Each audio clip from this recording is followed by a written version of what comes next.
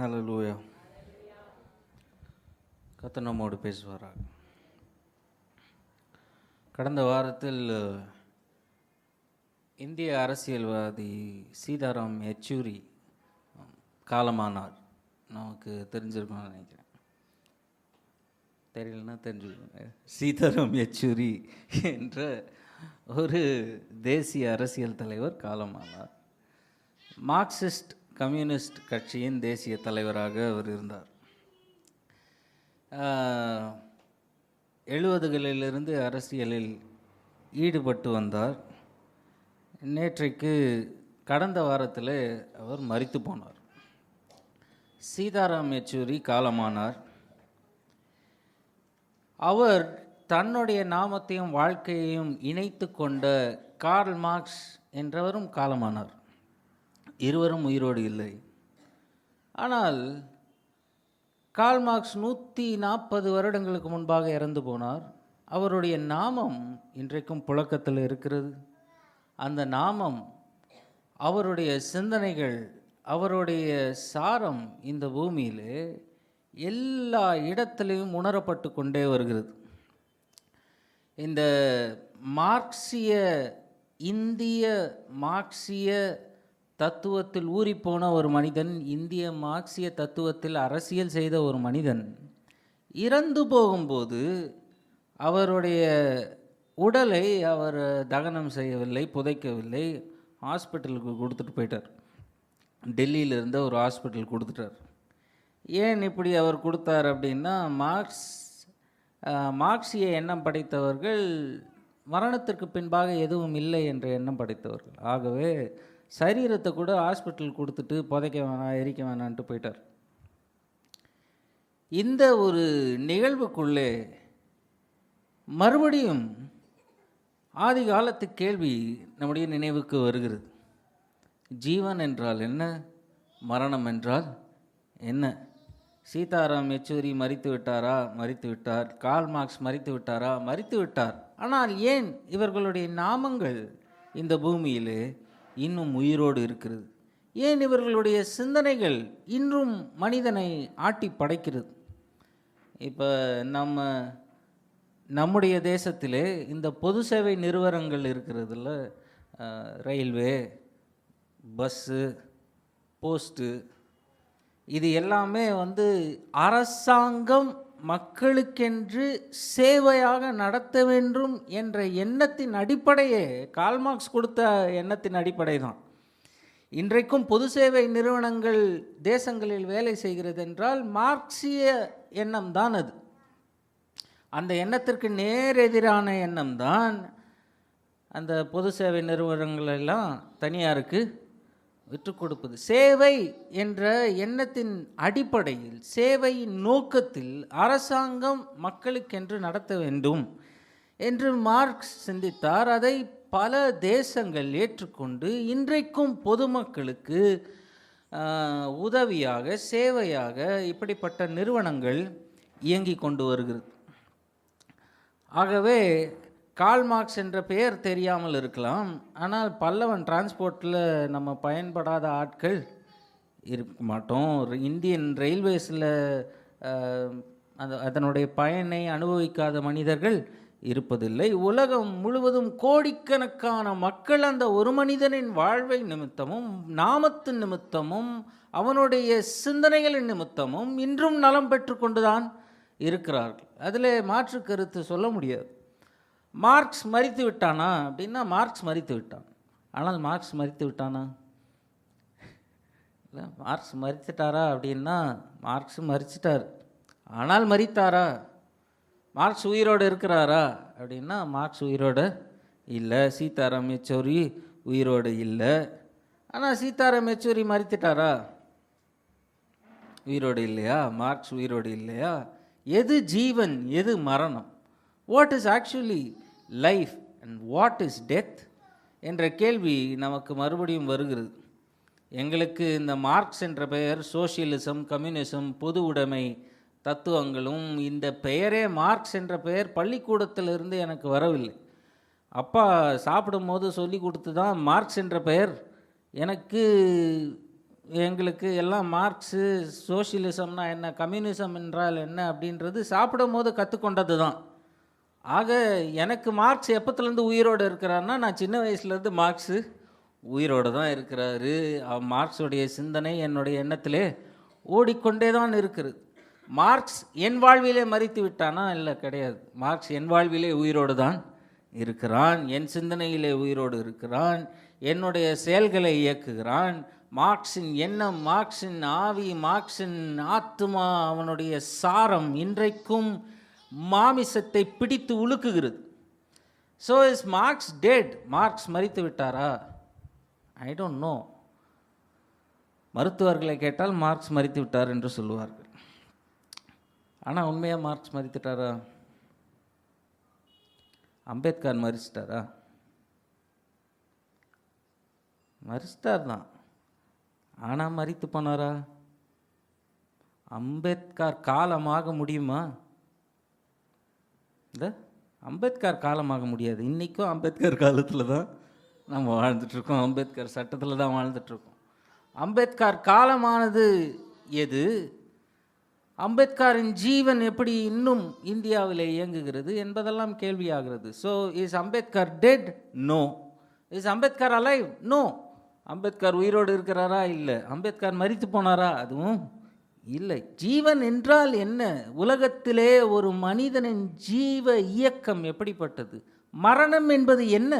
மெய்யாகவே மரணம் என்பது எதுவாக நாம் கருதுகிறோம் என்ற கேள்வி எனக்கு வந்துவிட்டது. மார்க்சிஸ்ட் கம்யூனிஸ்ட் ஒருத்தர் மரித்து போனார் அப்படின்னு நம்ம செய்தி கேட்ட உடனே அவருடைய சரீரத்தை என்ன பண்ண போகிறாங்கன்னு பார்த்துக்கிட்டே இருந்தால், அவர் எப்படி நம்ம பேப்பர் பேக்கை யூஸ் பண்ணிட்டு போட்டு போயிடுறோம்ல, அந்த மாதிரி சரீரத்தை யூஸ் பண்ணி ஹாஸ்பிட்டல்கிட்ட கொடுத்துட்டு போயிட்டார்.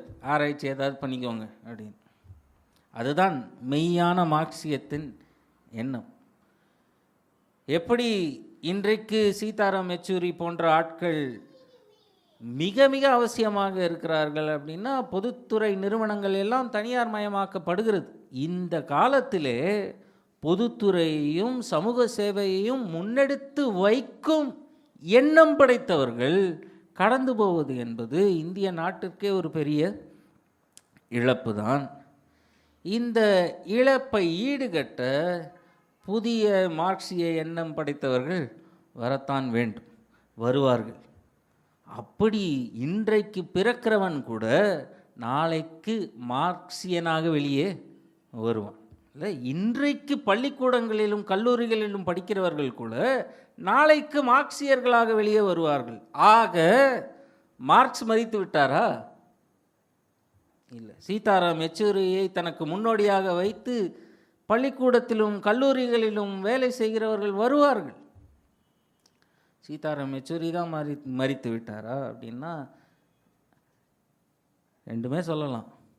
மார்க்ஸ் மரித்தாருன்னு சொல்லலாம், அம்பேத்கர் மரித்தாருன்னு சொல்லலாம், அம்பேத்கர் உயிரோடு இருக்கிறாருன்னு சொல்லலாம். இரண்டுமே சொல்ல முடியும். அம்பேத்கர் காலமாகவில்லை, இன்றைக்கும் அம்பேத்கர் காலத்தில் தான் நாம் வாழ்கிறோம். What is the essence of human life and death?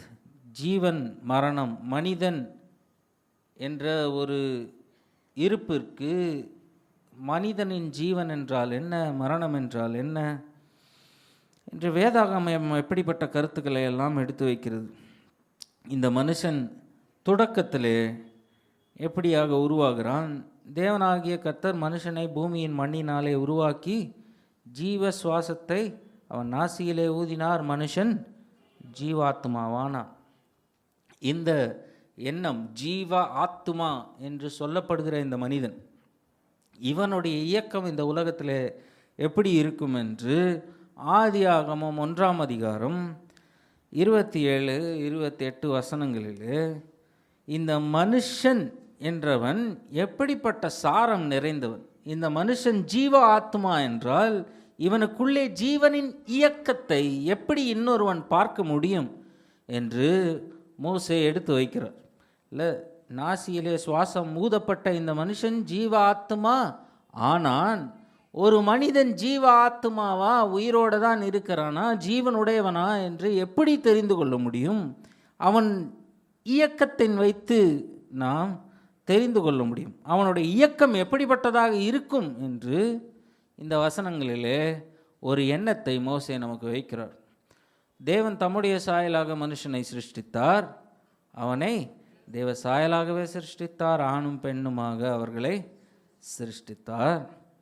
பின்பு தேவன் அவர்களை நோக்கி, நீங்கள் பலுகி பெருகி பூமியை நிரப்பி அதை கீழ்ப்படுத்தி சமுத்திரத்தின் மச்சங்களையும் ஆகாயத்து பறவைகளையும் பூமியின் மேல் நடமாடுகிற சகல ஜீவ ஜந்துக்களையும் ஆண்டு கொள்ளுங்கள் என்று சொல்லி தேவன் அவர்களை ஆசீர்வதித்தார். ஸோ மனுஷன் ஜீவனோடு இருக்கிறான் அப்படின்றதுக்கு அவனுடைய இயக்கத்தை பார்த்து நாம் புரிந்து கொள்ள முடியும். ஒரு மனிதன் ஜீவனோடு இருக்கிறான், மனுஷி ஜீவனோடு இருக்கிறாள் என்றது எப்படிப்பட்ட இயக்கத்தை வைத்து நாம் புரிந்து கொள்ள முடியும்? இது ஒரு மனுஷ ஜீவ ஆத்மா என்று.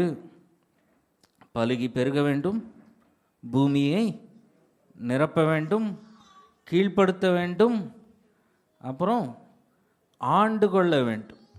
இல்லை, மனுஷன்னா நீ என்னென்ன பண்ணணும் அப்படின்னு ஆண்டவர் அவனுக்கு சொல்லுகிறார். உன்னுடைய வாழ்வு இந்த பூமியிலே எப்படிப்பட்டத இயக்கத்திற்குள்ளே இருக்கும் இல்லது இருக்க வேண்டும். ஜீவ ஆத்மா என்று அழைக்கப்படுகிற ஒரு மனிதன் ஒரு மண்ணினாலே உருவாக்கப்பட்ட இந்த தேவ சாயல் ஜீவனோடு இருக்கிறதா இல்லையா அப்படின்னு எப்படி நம்ம தெரிஞ்சுக்க முடியும்? அது பலுகி பெருகணும், பூமியை நிரப்பணும், கீழ்ப்படுத்தணும், அப்புறம் ஆண்டு கொள்ள வேண்டும். இந்த இயக்கம் இருந்தால்தான் அது ஒரு ஜீவ ஆத்மா. மண்ணினாலே உருவாக்கப்பட்ட தேவ சாயல் தேவனுடைய சுவாசத்தை பெற்று ஜீவ ஆத்மாவாகிறது. இது ஜீவ ஆத்மாவா இல்லையா அப்படின்றத நம்ம எப்படி தெரிந்து கொள்ள முடியும்? அதனுடைய இயக்கத்தை வைத்து தெரிந்து கொள்ள முடியும். அதனுடைய இயக்கம் எப்படிப்பட்டதாக இருக்கணும்? பலுகி பெருகணும், பூமியை நிரப்பணும், கீழ்ப்படுத்தணும், ஆண்டு கொள்ளவும் வேண்டும். அப்போ இது எல்லாமே செய்யாத ஒரு ஜீவ ஆத்மா இருக்கும் என்றால் அது ஜீவ ஆத்மா ஆகுமா?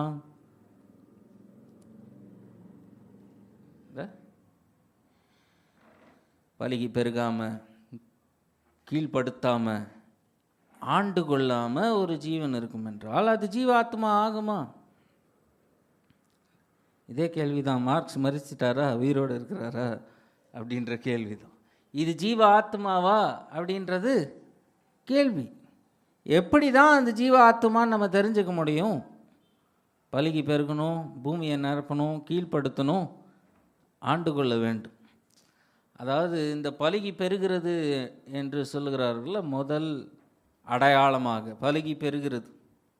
இந்த பலுகி பெருகி பூமியை நிரப்ப வேண்டும், இல்லைனா அந்த பெருக்கம் இருக்குது பாருங்கள், அந்த பெருக்கமே ஜீவ ஆத்மாவின் ஒரு மெய்யான அடையாளமாக எடுத்துக்கொள்ளப்படுகிறது. ஒரு விஷயத்திற்குள்ளே ஜீவன் இருக்கும் என்றால், if life is functioning in something it has to increase.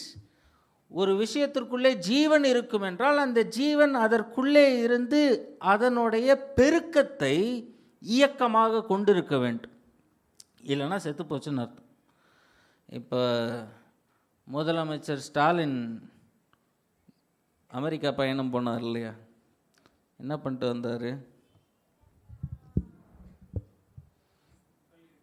முதலீடுகளை கொண்டு வந்தார். 7,000 கோடி முதலீடுகளை தமிழ்நாட்டுக்கு கொண்டு வருகிறார். எதன் அடையாளம்? எதற்கான முயற்சி அது? தமிழ்நாட்டின் பொருளாதார வளர்ச்சி, பொருளாதார பெருக்கத்திற்கான ஒரு முயற்சி தான் இந்த 7,000 கோடி. அந்த 7,000 கோடி வருகிறதுனாலே அநேக மக்கள் பலன் பெறுவார்கள், வேலை வாய்ப்புகள் அதிகரிக்கும், வேலை வாய்ப்புகள் உண்டாகும். எப்படி பொருளாதார பெருக்கம் உண்டாகிறதோ அதற்கு சேர்ந்து வேலை வாய்ப்புகளும் பெருகும், உண்டாகும். அப்படி ஒரு அரசாங்கம் வேலை வாய்ப்புகளையோ இல்லை முதலீட்டு பெருக்கத்தையோ கொண்டு வர முடியலை அப்படின்னு வச்சுப்போமே, அந்த அரசாங்கம் இல்லைன்னா அந்த அரசாங்கத்தை நடத்தும் கட்சி கவிழ்ந்துடும். வேலை வாய்ப்பு இல்லை இல்லை இல்லைன்னு சொல்லியே நம்ம அடுத்த முறை ஜனநாயக தேர்தலில் நம்ம ஈடுபடும் போது என்ன பண்ணுறோம்? வேலை வாய்ப்பை உண்டாக்காத, முதலீடு பெருக்கத்தை உண்டாக்காத கட்சியை உதறி தள்ளிவிட்டு வேற ஒரு கட்சிக்கு வாய்ப்பை தருகிறோம். எதற்கு இந்த வாய்ப்பு? பெருக்கத்திற்கு தான் இந்த வாய்ப்பு இல்லை. இந்த பெருக்கம் இருக்கும் ஒரு கட்சி தான் ஜீவன் உள்ள கட்சி, பெருக்கம் இருக்கும் ஒரு தேசம்தான் ஜீவன் உள்ள ஒரு தேசம். ஆக தேசம் உயிரோடு இருக்கிறதா, அது வளமாக இருக்கிறதா என்பதற்கான அடையாளமே ஜிடிபி growth தான் இல்லை. எவ்வளவு ஒரு தேசம் ஜிடிபி ஜிடிபி ஜிடிபி என்ன, ஒரு தேசம் எவ்வளவு உற்பத்தி செய்கிறது, தன்னுடைய வளத்தை வைத்து எவ்வளவு உற்பத்தி செய்கிறது என்பதில்தான் அந்த தேசத்தின் ஜீவனோ மரணமோ அடங்கி இருக்கிறது. தேசத்தின் உற்பத்தி குறைந்து கொண்டே வர வர வர தேசம் மரித்து கொண்டே போகிறது என்பதற்கான அடையாளம். ஒரு அரசாங்கம் மெய்யாக நன்றாக நடக்கிறதா இல்லையா அப்படின்னு ஒரு தேசத்தை நாம் கணக்கெடுத்தோம் என்றால் அந்த தேசத்தின் உற்பத்தி ஆண்டுக்கு ஆண்டு பெருகி கொண்டே போக வேண்டும் இல்லை. ஆண்டுக்கு ஆண்டு பெருகி கொண்டே போகும். ஒரு கம்பெனி மார்க்கெட்டில் நல்லா ஒர்க் ஆகுதுன்னு வச்சுப்போம், நல்ல நாங்கள் நல்ல ஒரு மதிப்புக்கு வருது அப்படின்னா வருஷத்துக்கு வருஷம் அந்த கம்பெனி பெருக்கம் அடைந்து கொண்டே இருக்க வேண்டும். அப்போ அதை கூட விட்டுருங்க, கம்பெனி லெவல் கூட நம்ம யோசிக்கலனாலும் தனிப்பட்ட மனிதன் வாழ்க்கையில், தனிப்பட்ட ஒரு மனுஷன் வேலைக்கு போகிறானோ இல்லை தனிப்பட்ட ஒரு பிஸ்னஸ் வச்சுருக்காங்களோ, எதை வச்சு அவனுடைய ஜீவன் அந்த வர்த்தகத்தின் ஜீவனை நம்ம எப்படி கணக்கெடுக்கிறோம்? போன வருஷம் 10 ரூபாய் ஆச்சு, இந்த வருஷம் 12 ரூபாவாது ஆகணும் இல்லையா? அந்த 12 ரூபாய் ஆகலைன்னா இந்த பிஸ்னஸை நம்ம அடுத்த வருஷம் தொடரலாமா இல்லை இழுத்து மூடிடலாமான்ற ஒரு கேள்வி வந்துடும். அப்போ அந்த வர்த்தகத்தின் ஜீவனை எதை வைத்து நாம் கணக்கு செய்கிறோம்? அந்த வர்த்தகம் ஆண்டுக்கு ஆண்டு பலுகி பெருகுகிறதா இல்லையா என்பதில் தான் அதனுடைய ஜீவன் இருக்குது இல்லை. ஆண்டுக்கு ஆண்டு ஒரு மனிதனின் சம்பளம் உயர்கிறதா இல்லையா என்பதில் தான் அவனுடைய மெய்யான ஜீவன், மெய்யான திறன், சாரம் எதை வைத்து கணக்கு போடப்படுகிறது? அவனுடைய வருடாந்திர சம்பள உயர்வின் நிமித்தமாக. ஒரு கம்பெனியோடைய சாரம் எதை வைத்து கணக்கு போடப்படுகிறது? வருடாந்திர லாபத்தின் குறியீடை வைத்து தான் இந்த கம்பெனி ஜீவனோடு இருக்குது, செத்து போகுது அப்படின்னு நம்ம புரிஞ்சுக்க முடியும். ஒரு கம்பெனி 10 ரூபா பண்ண கம்பெனி 9 ரூபா ஆச்சுன்னு வச்சுப்போமே, ஒரு வருஷம் விடலாம், அடுத்த வருஷம் 8 ரூபாய் ஆயிடுச்சுன்னா விடலாம், 3வது வருஷம் 7 ரூபாய் ஆயிடுச்சுன்னா அந்த கம்பெனி என்ன பண்ணணும்? இழுத்து மூடிடணும். அதுதான் பொது அறிவு இல்லையா? இது நம்ம பெருசாக ஒன்றும் படிக்கணும்னு தேவையில்லை. 10 ரூபாய் வந்த இடத்துல 7 ரூபாய் வந்துச்சுன்னா யோசிக்கணும், இதை உயிரோட வச்சுக்கலாமா எடுத்துடலாமா அப்படின்னு யோசிக்கணும். அப்போது எவ்வித எண்ணத்திலும் இந்த ஆதி ஆகமத்தில் படைக்கப்படுகிற எண்ணம் இருக்கே, பழுகி பெருகணும் அப்படின்லாம் ரொம்ப பிரிமிட்டிவ் எண்ணம் மாதிரி இருக்குது. ஆதி காலத்து மனுஷன் வைத்திருக்கொண்டு இருக்கிற எண்ணம் போல தெரிந்தாலும் இன்றைக்கும் அதே எண்ணத்திற்குள்ளே தான் நாம் இருக்கிறோம். இன்றைக்கும் நமக்கு பெருக்கம் அவசியம். எதை ஆண்டு கொள்ளுகிறோம் என்பதை நமக்கு அவசியம், எதை கீழ்ப்படுத்தினோம் என்பது நமக்கு அவசியம். ஒரு மனிதனின் ஜீவன், ஒரு மனிதன் உயிரோடு இருக்கிறானா இல்லையா என்பது இந்த மண்ணினாலே உருவாக்கப்பட்ட இந்த உருவம், இந்த உருவத்திற்குள்ளே ஏதோ ஒரு ஜீவனின் அடையாளம் இருக்கிறது என்றால் வெளிப்புறமாக அது பெருக்கத்தின் மூலமாக தெரிய வேண்டும். அதை ஆண்டு கொள்ளுகிற விஷயத்தின் மூலமாக நாம் அதை கணக்கிடுவோம். அப்படியாக ஒரு வகையிலே பெருக்கம் பெறுவது ஜீவனுடையது என்றும் பெருக்கமடையாதது மரிக்கிறதாகவும், பெருக்கம் என்ற நகர்வு இருக்கும்போது அது ஜீவன் உள்ளதாக காணப்படும். பெருக்கம் என்ற நகர்வு இல்லை என்றால் அது ஜீவன் உள்ளதாக தெரியாது. ஒரு ஒரு மரம், எலுமிச்சை மரம் வச்சுருக்கீங்கன்னு வச்சுப்போம், அது கனியே கொடுக்கல பல வருஷமாக. சாதாரணமாகவே டவுட் வந்துடும், இது எலுமிச்சை மரமா இல்லையா? இல்லை, பூச்செடி ஒன்று வச்சுருக்கீங்க, பூவே பூக்கலை ரொம்ப நாளாக, இது மெய்யான பூச்செடியா இல்லையான்றதே டவுட் வந்துடும் இல்லையா? அதை சோதித்து அறிவோம், இது பூ கொடுக்குற செடி தானா? அந்த பெருக்கத்திலும் அந்த ஒரு நகர்வுக்குள்ளே தான், பெருக்கம் என்பது ஒரு நகர்வு, ஒரு இடத்திலிருந்து நகர்வு, அந்த நகர்வுக்குள்ளே தான் ஜீவன் இருக்கிறது என்பது நமக்கு இன்றைக்கும் புரிந்து கொள்ளுகிற ஒரு விஷயம். இதுதான் ஆதியாகமத்தின் எண்ணம். சுவாரஸ்யமாக புதிய ஏற்பாட்டின் தொடக்கத்திலே இயேசு கிறிஸ்து வருகும்போது மிகுந்த அசைவை கண்ட ஒரு மனிதன், மிகுந்த பெருக்கத்தை கண்ட ஒரு மனிதனை அழைக்கிறார். நாள் முழுவதும் போக்கும் வரத்துமாக இருந்த மனிதன், இல்லை, வலை கிளிய பெருக்கத்தை பார்த்த ஒரு மனிதனை அழைக்கிறார் இல்லையா? யார் அந்த மனிதன்? பேதுரு. பேதுரு என்றாலே ஒரு அசைவு. நாணல் என்ற ஒரு செடிக்கு ஒப்பிட்டு அவரை சொல்லுகிறார். நாணல் எதற்கு பெயர் போனது? மரம் மாதிரி நிற்காது, நாணல் அசைந்து கொண்டே இருக்கும், அந்த நகர்வு இருந்து கொண்டே இருக்கும் அந்த செடிக்குள்ளே. ஆகவே இந்த மனிதனின் வாழ்வு அதுவரைக்கும் எப்படியாக இருக்கிறதுனா ஒரு அசைவுக்குள்ளே இருக்கிறது. இயேசு கிறிஸ்துவை இவன் சந்திக்க போதும் வலை கிளிய மீன் பிடித்து கரைக்கு வந்து நிற்கிறான். மிகுந்த பெருக்கத்தை பார்த்த ஒரு மனிதன். இந்த மனிதனை இயேசு அழைத்து யோவான் 1:42 எப்படியாக சொல்கிறார்? பின்பு அவனை இயேசுவினிடத்தில் கூட்டி கொண்டு வந்தான். அந்திரேயா சீமோனை கூட்டி கொண்டு வருகிறான் இயேசுவினிடத்தில். இயேசு அவனை பார்த்து, நீ யோனாவின் மகனாகிய சீமோன், நீ கேபா என்னப்படுவாய் என்றார். கேபா என்பதற்கு பேதுரு என்ற அர்த்தமாம். பேதுரு என்றதுக்கு பாறை, கல் என்று அர்த்தமாம். மிகுந்த அசைவை கொண்ட ஒரு மனிதனை இயேசுவின் இடத்திலே கொண்டு வந்து விடுகிறார். இல்லை, முறை இந்த மனிதனை சந்திக்கிறான். இந்த மனிதன், இயேசு என்ற மனிதன், இந்த ஒரு அசைவுக்குள்ளே, பெருக்கத்திற்குள்ளே தன் வாழ்வை பார்த்து கொண்டு இருந்த மனிதன் மேல் கண் வைத்த உடனே சொல்லுகிறார், இதுவரைக்கும் நீ சீமோன் என்ற ஒரு வாழ்வியலுக்குள்ளே இருந்தாய், இனிமேல் அந்த நகர்வு இல்லாமல் பேதுரு என்று எண்ணப்படுவாய். இல்லை, பேதுருவுக்கு பாறை, கல் என்று அர்த்தம். பாறை, கல் நகருமா? கல் வளர்ச்சி அடையுமா? கல் பெருக்கி கொள்ளுமா?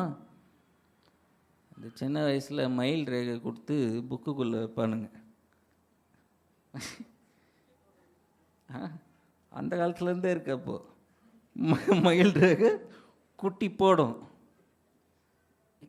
என்னவோ கல் போடுமா? ஒரு கல்லை கொடுத்து புக்குக்குள்ளே வச்சு எவனா சொன்னான்னா கல் 2 கல்லாக மாறும்னு சொல்லலை. பேதுருவுக்கு இது ஆசீர்வாதமா இல்லை வேறே விதமான ஒரு அழைப்பா? அசைவிற்குள்ளேயும் பெருக்கத்திலே தன் வாழ்வை கழித்த, தன் கையில் சம்பாத்தியத்திலே தன் வாழ்வை நகர்த்திய ஒரு மனிதனை இயேசுவினிடத்திலே கொண்டு வந்து விட்டார்கள். இயேசு அவனை பார்த்து உடனே சொன்னார், இனி உன் வாழ்வு அசைவிற்குள்ளே இருக்காது, கல் போல மாறிவிடுவாய் என்றார். You will become like a stone அப்படின்ட்டார். வலைக்கிளிய மீன் கிடைத்தது, அந்த பெருக்கம் இன்றோடு முடிந்தது. இனி என்னை சந்தித்து விட்டாய் அல்லவா, இனி உன் வாழ்வு கல் போல மாறும். பேதுரு என்னப்படுவாய். இல்லை, பேதுரு எண்ணப்படுவாய். You will be called as Peter. இதுவரைக்கும் உன்னுடைய மனித இருப்பை பார்த்தவர்கள் எல்லாம் உன்னை சீமோன் என்று அழைத்தார்கள்ல, ஒரு அசைவருக்குள்ளே இருந்தல்ல நீ. இனி உன்னை பார்க்குறவன் எப்படி உன்னை கூப்பிடுவான்? பேதுருன்னு கூப்பிடுவான். கல், பாறை என்று உன்னை கூப்பிடுவான். பேதுரு எண்ணப்படுவாய். You will be called as Peter. நான் உனக்கு பெயர் வைக்கிறேன் என்பது கிடையாது. அப்படி தான் உன்னை மனுஷங்க இனிமேல் பார்ப்பாங்க. இதுவரைக்கும் அசைவிற்குள்ளும் பெருக்கத்திற்குள்ளும் இருந்த உன்னை இனி மனிதர்கள் எப்படியாக காண்பார்கள்? பாறாங்கல், உருண்டோடாத கல், ஒரே இடத்தில் அமர்ந்து கிடக்கும் ஒரு இருப்பு, பெருக்கத்தை காணாத இருப்பாக உன் வாழ்வு மாறும் என்றார். You will be called as a stone, as a rock. கல் பெருகாது, கல் குட்டி போடாது, ஒன்றும் பண்ணாது, கல் அப்படியே நிற்கும். அந்த கரையிலே இயேசு கிறிஸ்து அவனை ஊடுருவி பார்த்து அவன் வாழ்வை மாற்றுகிறார். அவனுடைய வாழ்வியல் மாறுகிறது. உலகத்தின் எண்ணமும் இயேசு கிறிஸ்துவின் எண்ணமும் பிரிகிறது. உலகத்தின் எண்ணத்தின்படி ஜீவன் பெருக்கத்தில் இருக்கிறது. இயேசு கிறிஸ்து சொல்லுகிறார், உன்னுடைய ஜீவன் இனிமேல் பெருக்கத்தில் இருக்காது, உன்னுடைய வாழ்வே பாறாங்கல் போல மாறிவிடும். பாறை என்று எண்ணப்படுவாய். உன்னை பார்க்கிறவர்கள் ஏன்டா குத்துக்கல்ல மாதிரி அங்கேயே உட்காந்துட்டு இருக்கேன்னு கேட்பான். உன்னுடைய வாழ்வு இனி அப்படியாக மாறும். அந்த கல்லின் மேல் என் சபையை கட்டுவேன், பாதாளத்தின் வாசல்கள் அதை மேற்கொள்ளாது என்றார். ஹல்லேலூயா. உன்னுடைய வாழ்வை நான் ஏன் மாற்றுகிறேன்? அசைவிலிருந்து அசையாத ஒரு நிலைமைக்கு உன்னை ஏன் கொண்டு போகிறேன்? அந்த கல்லின் மேல் என் சபையை நான் கட்ட வேண்டும். ஆகவே உன்னை உருமாற்றுகிறேன். ஹல்லேலூயா, ஹல்லேலூயா. அசைந்து கொண்டு இருக்கும் உன்னை ஒரு இடத்தில் நிறுத்தி வைத்து பாறாங்கல் போல மாற்றி உன் மேலே என் சபையை நான் கட்டுகிறேன் என்றார். ஹல்லேலூயா, ஹல்லேலூயா. இது பேதுருவுக்கு வரமா, சாபமா, ஆசீர்வாதமா, இல்லை எதிர்மறையான விஷயமா? ஜீவன் நிறைந்த ஒரு மனிதனாச்சே அவன். அவனை பாறாங்கல் போல உன்னுடைய வாழ்வு இருக்கும் என்றால் அவன் எப்படி அதை எடுத்துக்கொண்டிருப்பான்? ஆசீர்வாதம் என்றா? இல்லை, இனிமேல் உன் வாழ்வில் எந்த நகர்வும் இருக்காது அப்படின்னு யாராவது உங்ககிட்ட சொன்னாங்கன்னா அது ஆசீர்வாதமாக சாபமா? இனிமேல் எந்த பெருக்கமும் வாழ்க்கையில் இருக்காதுப்பா, இன்னிலேருந்து நீ கல் மாதிரி மாறிடுவேன் அப்படின்னு சொன்னாங்கன்னா that question stands. யோவான் 21ஆம் அதிகாரம்.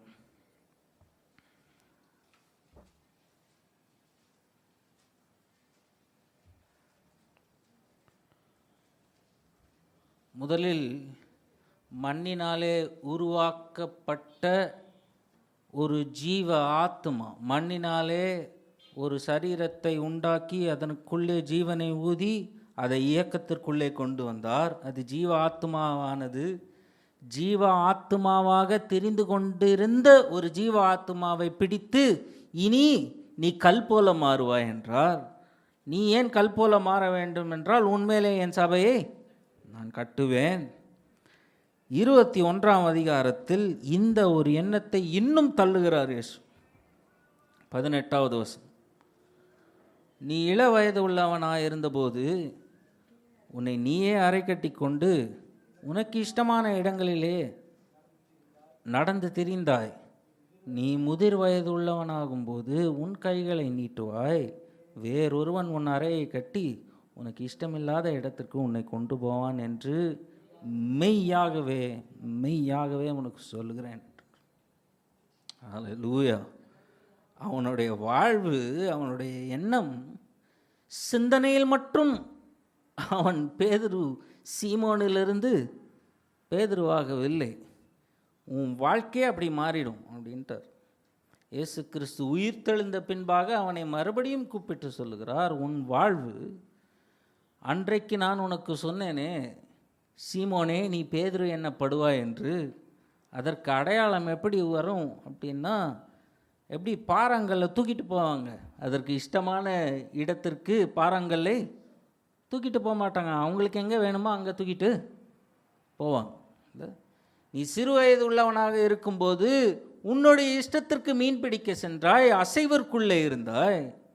ஆனால் நீ முதிர் வயதாகும்போது உன்னுடைய இஷ்டத்திற்கு உன்னால் எதுவுமே பண்ண முடியாது.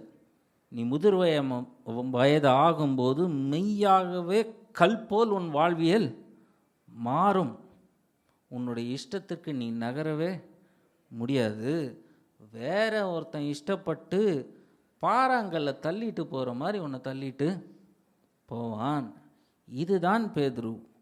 நீ என் பின்னாக வந்து என்னை ஆண்டவனாக ஏற்றுக்கொண்டாயே, இப்படி தான் உன் வாழ்வு மாறப்போகிறது என்று இயேசு கிறிஸ்து உயிர்த்தெழுந்த இரட்சகனாக அவனிடத்தில் சொன்னார். அல்லேலூயா. இது எப்படிப்பட்ட ஒரு வாழ்வியல்! இது எப்படிப்பட்ட ஒரு தீர்க்க தரிசனம்! இல்லை, ஜீவனுள்ள அசைவுள்ள ஒரு விஷயத்தை நிறுத்தி கல் போல் ஆக்குவதும், அந்த கல் போலவே வாழ்வு இருக்கும் என்பதும், உன்னால் அந்த இடத்தை விட்டு நகரவும் முடியாது, பெருக்கத்தையும் காண முடியாது, எதையும் ஆண்டு கொள்ளவும் முடியாது, எதையும் கீழ்ப்படுத்தவும் முடியாது. உன்னுடைய வாழ்வு அப்படியே செடிமெண்டரி ராக் மாதிரி ஆகிடும் அப்படின்றது. அப்படியே நிற்ப, நீ இருக்கிற இடத்துல நிற்ப. எந்த ஒரு அசைவோ எந்த ஒரு பெருக்கமோ ஒன்றுமே இருக்காது உன் வாழ்க்கையிலன்றது. அதை சொல்லிவிட்டு அந்த அதிகாரத்தில் இயேசு கிறிஸ்து அவனை மறுபடியும் கேட்கிறார். நீ என்னை சந்திக்கும் முன்பாக உன் வாழ்வே வேறு மாதிரி இருந்ததில்ல. அசைவிற்குள்ளேயும் பெருக்கத்திற்குள்ளேயும் இருந்த உன் வாழ்வு என்னை சந்தித்த பின்பாக ஐயா அசையாது மாறிவிட்டது. நகர்வு இல்லாமல் உன் வாழ்வு மாறிவிட்டது. பெருக்கமே காணவே இல்லையே இத்தனை ஆண்டுகளாக. நீ பெருக்கத்தை காணாத வாழ்வாக உன் வாழ்வை நான் மாற்றுகிறேனே. உன்னை கல் போலாக்கி உன்னை அடித்தளமாக கொண்டு உன்மேலே மக்களை ஏற்றுகிறேனே. இவ்வளவு செய்த பின்பாகவும் யோனாவின் குமாரனாகிய சீமோனே, இவர்களை காட்டிலும் நீ என்னை நேசிக்கிறாயா என்று கேட்டார். அல்லேலூயா. இவர்கள் வாழ்வு வேறு. இவர்களுடைய வாழ்வு அசைவற்குள்ளே இருக்கிறது. மக்களால் இவர்கள் பார்க்கப்பட்டு ஜீவனுள்ள ஒரு ஜந்து அது அப்படின்னு சொல்லுவாங்க. உன்னை பார்த்தா கல்லுன்னு சொல்லுவான். பெருக்கமடையாத கல். இத்தனை ஆண்டுகளாக ஒரே இடத்துல ஒரே சைஸில் சபை இருக்கிறது, பெருக்கமடையாத கல் என்று சொல்லுவான். ஆனாலும் பேதுருவே, இவர்களை காட்டிலும் நீ என்னை அதிகமாக நேசிக்கிறாயா என்று கேட்டார். Hallelujah. Do you still love me after what I have done to you? உன் வாழ்விற்கு நான் தீர்க்க தரிசனம் உரைக்கிறேனே, கல் போல மாறி அப்படியே ஒரே இடத்துல இருப்ப. கடைசியில் உன்னால் நகரவே முடியாது. ஒரே இடத்துல நின்று நின்று நின்று கடைசியில் உன் வாழ்வு எப்படியாக மாறும்? வேற ஒருத்தன் வந்து உன்னை தூக்கிட்டு போவான். உனக்கு இஷ்டமே இல்லாத இடத்துக்கு உன்னை தூக்கிட்டு போவான். இப்படியாக உன் வாழ்வு மாறி போகிறது. பேதுரு, சீமோனே, இவர்களை காட்டிலும் நீ என்னை நேசிக்கிறாயா என்றார். அல்லேலூயா. நாம் நேசிப்போமா? ஜீவன் உள்ளதை ஜீவனற்றதாக மாற்றி தனக்கு இஷ்டமே இல்லாத ஒரு வாழ்வியலுக்குள்ளே புகுத்தினாரே, புகுத்தி விட்டு தான் கேட்டார், இப்பொழுது நீ என்னை நேசிக்கிறாயா? நீ என்னை பின்பற்றி வந்ததற்கு அநேக காரணங்கள் இருக்கலாம். ஆனால் நான் உன்னை ஒரு கல் போல மாற்றினேன். உன்மேல் என் சபையை கட்ட ஆரம்பித்து விட்டேன். உன்னுடைய வாழ்க்கையில் எந்த நகர்வும் இல்லை, ஜீவனுக்கான அடையாளமே இல்லை. உன்னுடைய வாழ்விலோ சரீரத்திலோ எண்ணத்திலோ ஜீவனுக்கான அடையாளமே இல்லாமல் போய்விட்டதே. சீமோனே, இப்பொழுது நான் கேட்கிறேன், இவர்களை காட்டிலும் நீ என்னை அதிகமாக நேசிக்கிறாயா?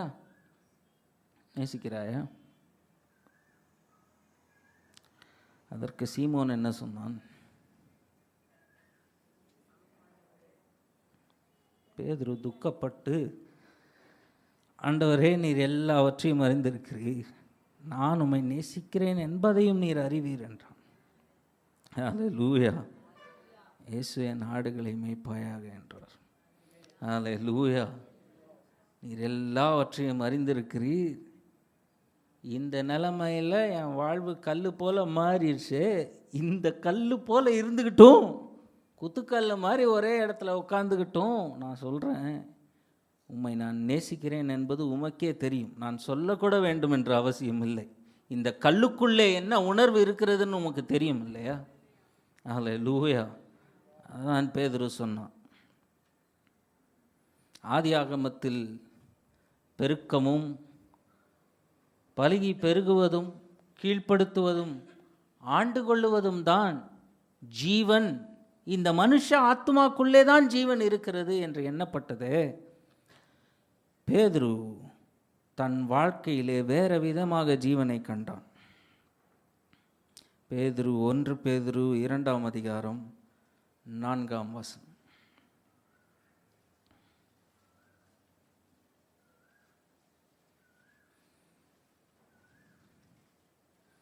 மனுஷரால் தள்ளப்பட்டதாயினும் தேவனால் தெரிந்து கொள்ளப்பட்டதும் விலையேற பெற்றதுமாயிருக்கிற ஜீவனுள்ள கல்லாகிய அவரிடத்தில் சேர்ந்தவர்.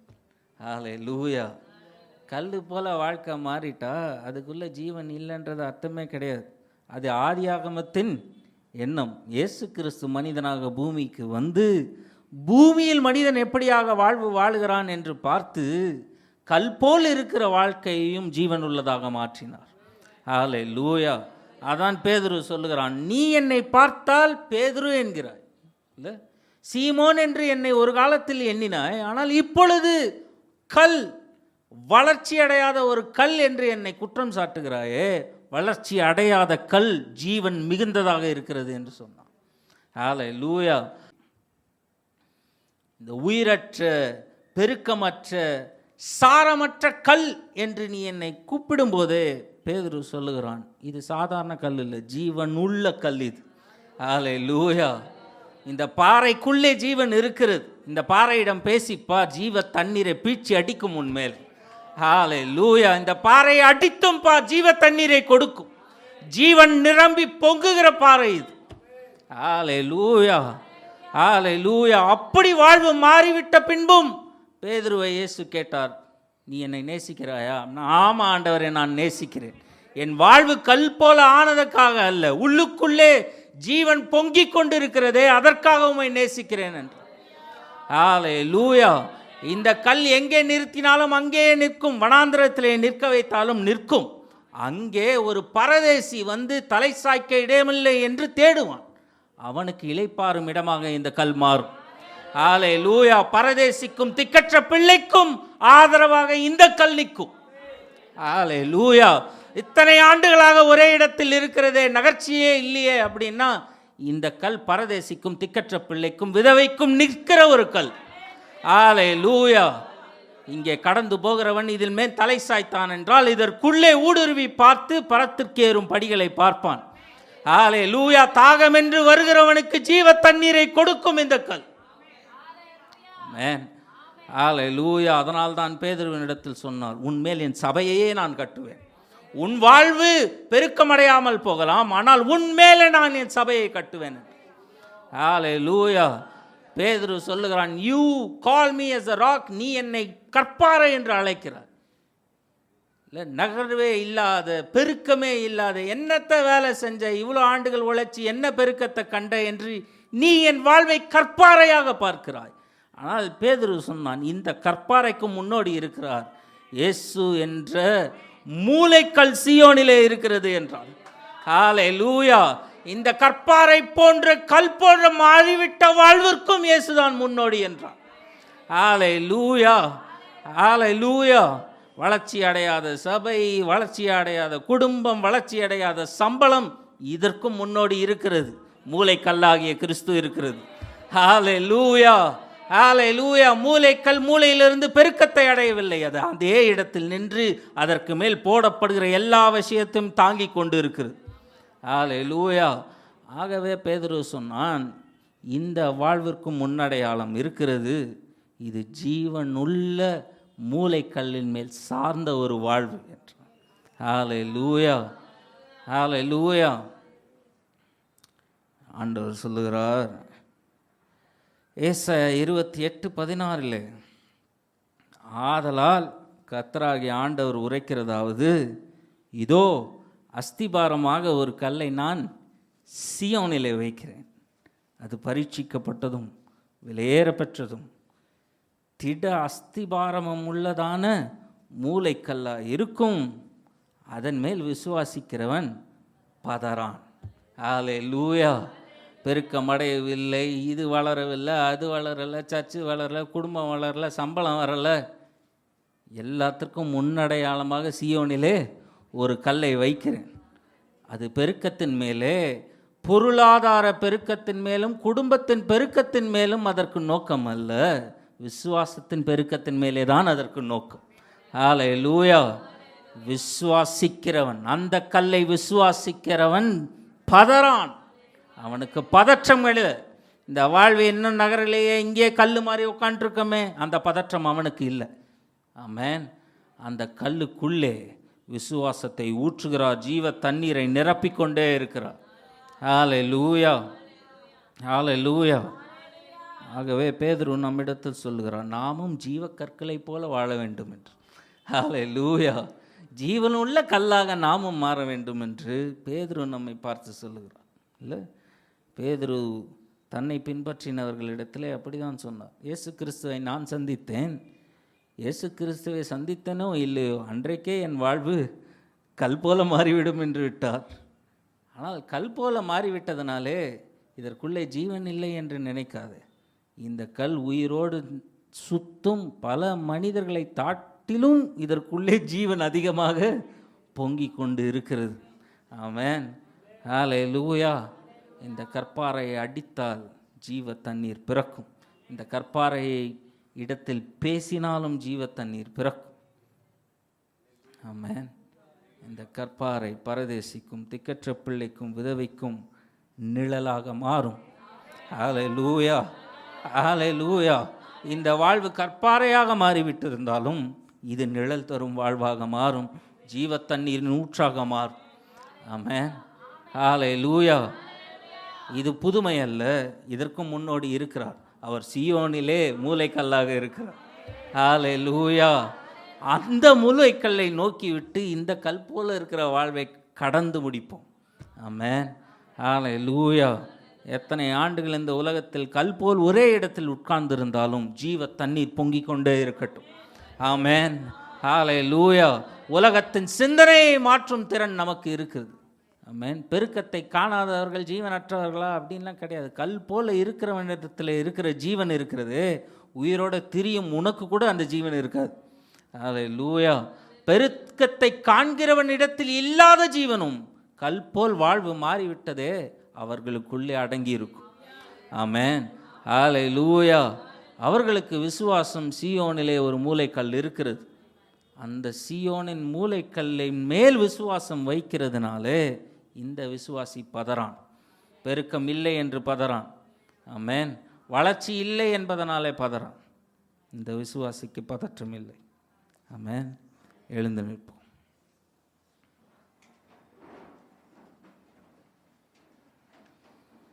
ஹalleluya.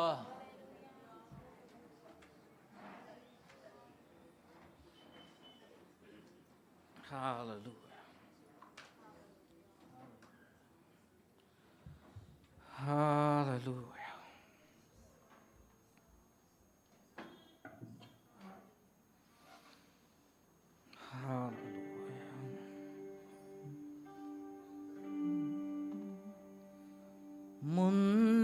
முன்னோடியாய் சுபரன்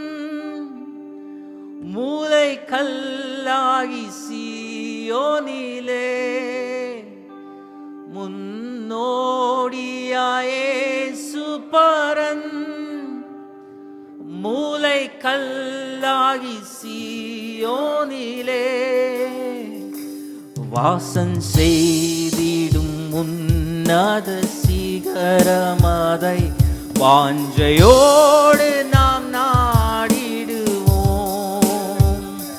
வாசம் செய்திடும் உன்னத சிகரமதை வாஞ்சையோடு நாம் நாடிடுவோம். ஹல்லேலூயா. Thank you Lord. நன்றி செலுத்துகிற ஆண்டவரே, நன்றியோடு உம்மை துதிக்கிறோம். நீங்கள் ஒவ்வொருவரும் ஜீவனுள்ள கற்களைப் போல அந்த மாளிகையில் இணைக்கப்பட்டு தேவ ஆலயமாய் கட்டப்பட்டு வருகிறீர்கள். ஹல்லேலூயா, ஹல்லேலூயா. ஜீவனுள்ள கல், இந்த கல்லுக்குள்ளே ஜீவன் இருக்கிறது. ஜீவ தண்ணீர் புரண்டு வருகிறது, நிழல் தருகிறது. ஹல்லேலூயா. நம்பிக்கையூட்டும் கல், அந்த கல்லாய் கர்த்தர் நம்மை மாற்றி இருக்கிறார். ஹல்லேலூயா, ஹல்லேலூயா, ஹல்லேலூயா. உலகத்தில் உள்ள எல்லா பாடுகளும் கஷ்டங்களும் வந்தாலும் இந்த கல்லை அசைக்க முடியாது. வெள்ளங்கள் புரண்டு வந்தாலும் புயல் அடித்தாலும் இந்த கல்லை அசைக்க முடியாது. ஹல்லேலூயா, ஹல்லேலூயா. இந்த கல் ஜீவனுள்ள கல். இந்த கல் தேவாலயத்தின் அஸ்திபாரமான கல். ஹல்லேலூயா. கட்டப்படுகிற ஜீவனுள்ள கற்கள். ஆமென். ஹல்லேலூயா, ஹல்லேலூயா. வேற பெற்ற மாளிகை கட்டும்படிக்காக நம்மையும் ஜீவனுள்ள கல்லாக கர்த்தர் தெரிந்து கொண்டதற்காக நம்ம எல்லாரும் கர்த்தரை ஸ்தோத்திரம் பண்ணுவோம். ஹல்லேலூயா, ஹல்லேலூயா, ஹல்லேலூயா, ஹல்லேலூயா, ஹல்லேலூயா. நன்றி ஆண்டவரே, நன்றி ஆண்டவரே, நன்றி ஆண்டவரே. ஹல்லேலூயா, ஓ ஹல்லேலூயா. இயேசு கிறிஸ்து சிலுவையை நோக்கி போகிறார். அவருடைய முகம் கற்பாறை போல் இருந்தது. ஹல்லேலூயா. உலகத்தில் எந்த போராட்டம் வந்தாலும் விசுவாசத்தை விட்டு அசையாத ஒரு வாழ்க்கையை ஆண்டவர் நமக்கு கொடுத்திருக்கிறார்.